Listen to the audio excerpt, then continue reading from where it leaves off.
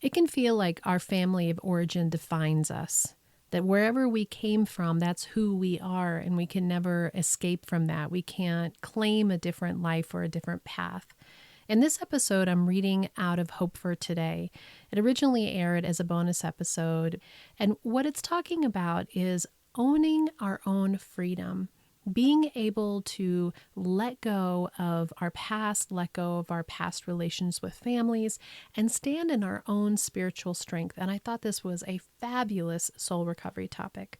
Enjoy the episode. Welcome to the Recover Your Soul podcast, a spiritual path to a happy and healthy life. My name is Rev Rachel Harrison. I started Recover Your Soul after having profound changes in my life from my recovery of alcoholism, codependency, and control addiction. I was guided to share the tools and principles of spirituality and soul recovery to help others transform their lives as mine was transformed. For us to overcome external circumstances, we need to turn the attention to ourselves, focusing on our inner change and healing. Positive results in our lives will follow.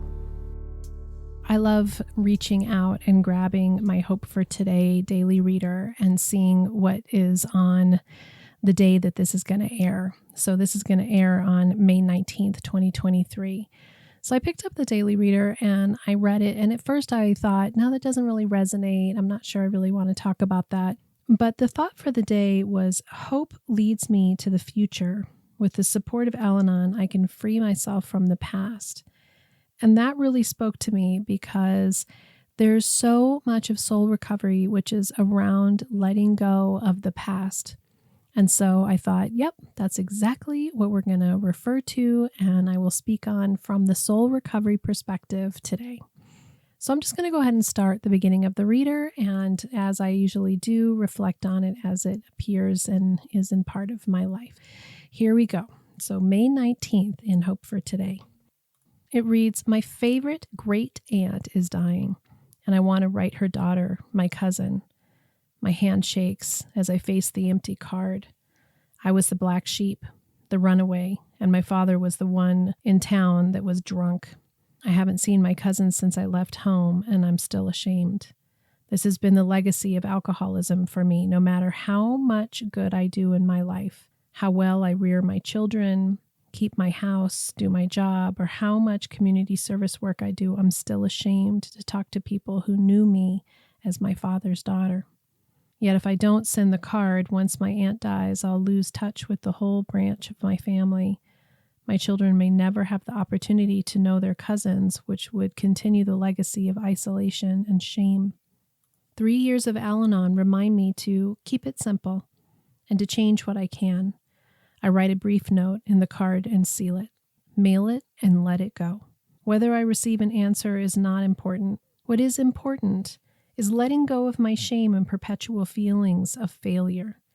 Only by parting with them may I open the door to a new life filled with possibilities. And then it reads, the thought for the day. Hope leads me to the future. With the support of Al-Anon, I can free myself from the past. And then the quote is from Al-Anon, Hope for Children of Alcoholics, page 56, and it reads, if we live each day to the best of our ability, we will soon find we don't have time to worry about the future or regret the past. We will be too busy enjoying life. So there's a lot in here that I think is so beautiful and great to talk about on our soul recovery journey.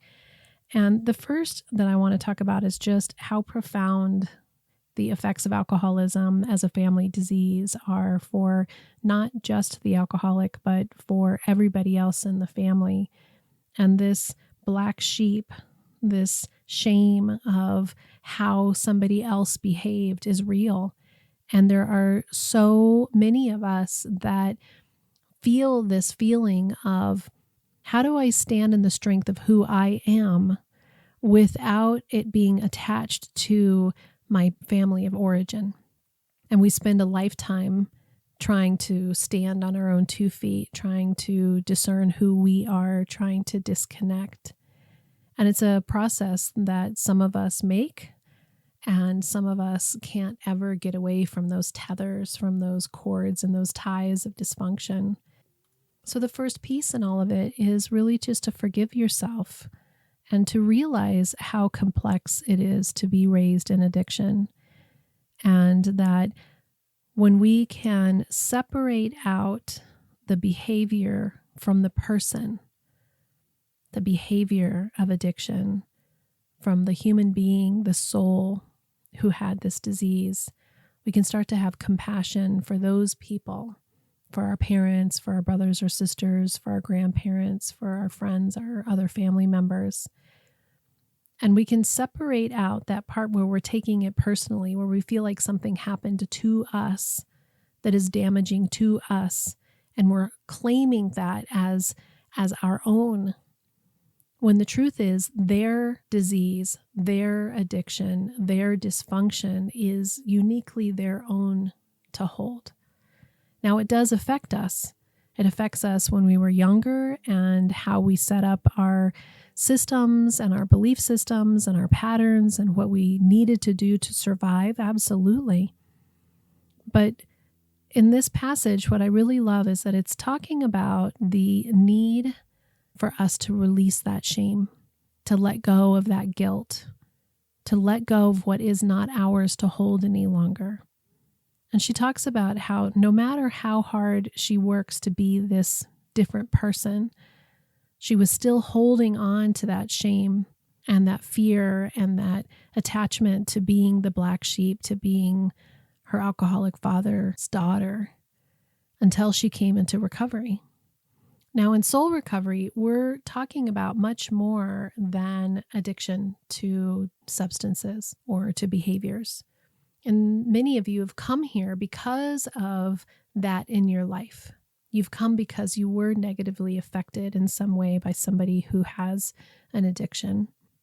But soul recovery is around looking at the greater part of yourself, the bigger part of yourself, your connection to the divine, to higher power, to spirit, to God, to whatever you call it.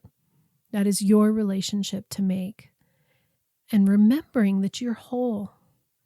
Remembering that this upbringing that you had does not hold you. It does not tether you or bind you in any shape or form unless you choose for it to do so. In soul recovery, we're learning to take our power back, and we're learning that we don't have control of anything else outside of us. We want to. I know I want to. But the more that we surrender and the more that we open our hearts to this place that says, I can feel and touch those parts of my life that were painful and hard and traumatic. And I can have memories of a family member who wasn't there for me for whatever reason, whether it was an addiction or just neglect or dysfunction. And I can allow myself to touch those parts of me that need compassion and tenderness and grace, and they need love, and they need to be healed. And now I'm going to choose in this new path of my life, this new way of being, to not have attachment to those memories, to those events. That I can stand and feel the separation, feel that detachment that says, that was then, that happened, that is true, but I don't have to continue to press play on those memories, nor do I need to continue to embody those feelings of shame. I believe Spirit wants you to let all of it go. I believe that there is love and compassion and tenderness and grace, and that the master teachers who came and have given us lessons, those are the lessons that they gave. And other people who created churches and dogma have rules and ways that you're supposed to be, and fear was instilled in all of that. But when I listen to what the masters and those teachers actually said, they're generally around love. They're generally around acceptance and forgiveness. So this part of us that feels like we need to be a perfect person, that we have to do everything exactly right, that we have to have some sort of perfection, that comes from this desire to protect the part of us that got hurt when we were younger. Of course it did. And of course, that's how we end up operating, that we want to set up a system that has certainty, that doesn't have pain, that is saving us, keeping us from the parts of our younger self that are still trying to protect us from those difficult situations that we are in. And it only makes sense that that's how we operate. Of course, that's how we operate. If you're ready for soul recovery, as a spiritual coach, I can support your healing to help make real changes that will bring you a life of peace, happiness, connection, and abundance. You can also work in smaller groups by taking a deep dive in a Zoom workshop or with me in person at a retreat or an event. Join others on the soul recovery path once a month for the free Zoom support group or daily on the private Facebook page. Visit the website recoveryoursoul.net to book coaching sessions with me or find all the information you need about soul recovery, dates that are coming up, and how to register for those groups and workshops. To support the podcast and the community, check the links in the show notes to make a small monthly donation or a one-time donation of your choice that will make a huge impact to support this community and the soul recovery mission. Together, we can do the work that will recover your soul. But we can let that drive us and have control of us in ways that start being unhealthy. That if everything isn't exactly as perfect looks, that our discomfort is so great that we start to control and need everybody around us to conform, to show up for us in ways that we think are going to make it so that it's certain, so that it looks perfect, feels perfect, and then we don't have any pain. Being human is painful and full of joy. I've said many times that it isn't the pain that is bad or the pleasure. It's our suffering that we get from our attachment, our clinging, our desire for it to be something different. And so when you look at the story of this woman who was ostracized from her family, who was isolated from her family due to somebody else's choices, somebody else's behaviors, she doesn't have control of what they think of her. And that's strength. To realize and recognize that who you are as a human being, who you choose to be, the choices that you make in your fullest, truest self, that's where your power is. And that it isn't about doing everything just right, perfect, so that you're seen by the rest of the world as having healed something or done something that makes it so that you can be forgiven for whatever the errors were or the hardships or the sickness that somebody else had. It's about standing in your own strength and knowing that you can weather the storms and that other people's opinions and beliefs about you are theirs. To not take it personally. And so when she writes that letter, what she's doing is she's standing in her personal strength and saying, this is important to me, and this person was important to me, and I'm sorry for the loss, and I'm grieving, and I feel that hurt, and I want to express my condolences and my sympathy. And when she lets go of the need for the other people to respond to her or think of her in a certain way or be a certain thing for her or even release her of the shame on their end, she stands in a strength that is beyond anything that anyone else can give you, an inner peace that's beyond anything that anyone else can give you. When we live our own path and walk our own way, and just like it said at the very end, when we are in this present moment, living our present moment, being our truest, fullest selves, connected to our higher power, following the guidance, being in our existence, turning our attention to ourself, listening to the still small voice that is guiding us to our highest potential, our highest, greatest good, even through hardship, then we don't have the time or energy to be expending our regret or our pain or rumination on the past. We can experience it from the perspective that says, yeah, I walked through that. I did that. That was hard. That was difficult. That was painful. And we let go of the attachment that creates the suffering that says, oh, if I had only done that, or if my dad had only been like this, or how do I heal these pieces? I want to go back. I want to change it. I regret this. I wish that it was different. I wish I was different. I'm not enough. I'm not lovable. I'm not worthy. We let that go. And we stand in the strength of right here, right now. And then we don't have to worry about the future either, because we trust and have faith that it is leading us, guiding us, allowing us to move forward in ways that are new. We're charting new courses. Many of us didn't have family members that gave us the path, the maps of how to have happy, healthy relationships, happy, healthy communication. So many of us are trying to chart a new course, a different way of being that wasn't modeled for us. And it can be strange, and it can be scary, and it can feel uncomfortable, but you're doing it. And you're doing it partially by allowing yourself to let go of what other people want from you and what you want from other people. Keep it simple, she said.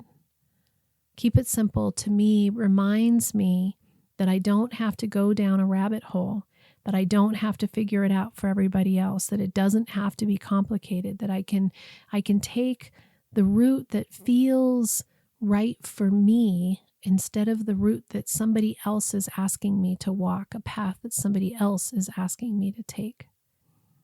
The path of soul recovery allows you to see broader, to step back, to zoom back out of the microscope of our lives that we're generally looking through, and see the larger picture that includes the fact that everybody is out here just doing their thing. And that although painful things happen to us, we don't have to take any of that and feel like the world is attacking us, that we can let go and say, it is complicated for everyone.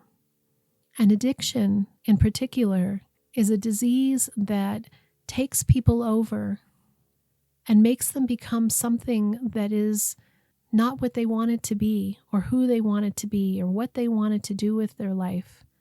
And it doesn't give them a clean ticket to say that the way that they've treated you is okay. What it means is that you can have compassion and detach and step back and say, I don't have to own that behavior. I don't have to listen to those words and believe them. I can see a human being who is struggling. And when we look at our lives outside of addiction, we come across people all the time who are wrapped up in their own microscopic view of their own life and their own needs and their own wants. And their ego that says, I want what I want and I don't want to have any pain, bumping up against our ego that says, I want what I want and I don't want to experience any pain. And through that, we get attached and we have a lot of suffering. So as we use this reflection, I hope the takeaway can be the reminder that whatever has happened to us, no matter how far down we have gone, they say in the rooms, there is hope for us, that we can always wake up the next day and make a choice to be the person, to live the life that we are here to do and to be. And that whatever family, whatever dysfunction, whatever backdrop you have in your life doesn't dictate how you can live your life today. It feels like it does, and it is work to let all that go. And not everybody around you is willing to let it go. So you're often up against a battle of other people's opinions, but you're stronger than that. That you can stand in the strength of who you are, stand in the strength of your connection with your higher power, and listen to that guidance and have the life that is right for you and not be held on to old patterns, old beliefs being part of dysfunction, that you can chart a new course for yourself, even if you weren't given a map. You can do this. And I always want to remind you that if you haven't booked sessions with me and you haven't done soul recovery one-on-one, it's amazing how quickly people make these amazing transformations.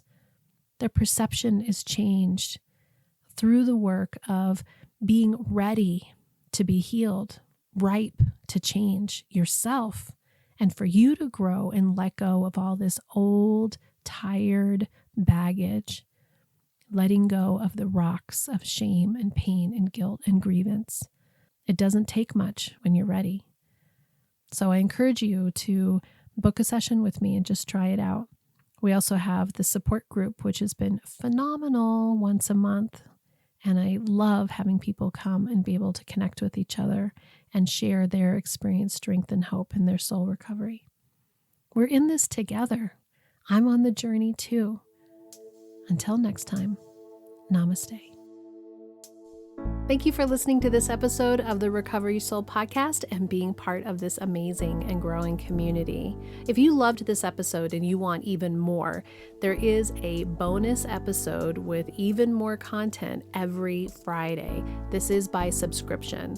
You can access that by being a Patreon member, and there's 3 tiers of giving of your choice, or an Apple Podcast subscriber. Once you have subscribed, you have access to a whole back catalog of episodes as well. These have interviews, more book studies, meditations, and even more on your soul recovery journey to help support you. So I thank you for becoming a subscriber for this additional content and how it helps support this community. If you would go to the website, recoveryoursoul.net, and I would love for you to subscribe to email updates so that you can keep posted with everything that's going on, different events, what dates are coming up, any reminders. There's only a couple emails each month. I hope you follow Recover Your Soul on social media. You can find us on YouTube, Instagram, Facebook, the private Facebook community page, TikTok, and if you want guided meditations, look for Rev Rachel Harrison on Insight Timer.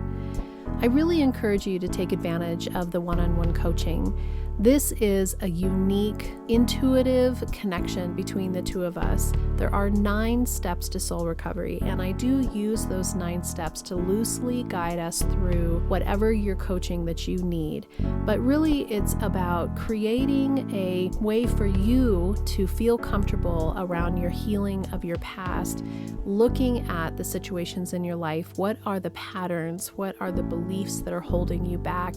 Breaking free from those patterns, breaking free from those beliefs, letting go of control, letting go of the people around you and how they are making you feel, and taking your power back, discovering who you are and who you want to be in the world and how I can support you to do this. It's actually not intended to be a long-term relationship. If you want to try a session, there is a discount code for your first session with me just to see if it feels like a good fit.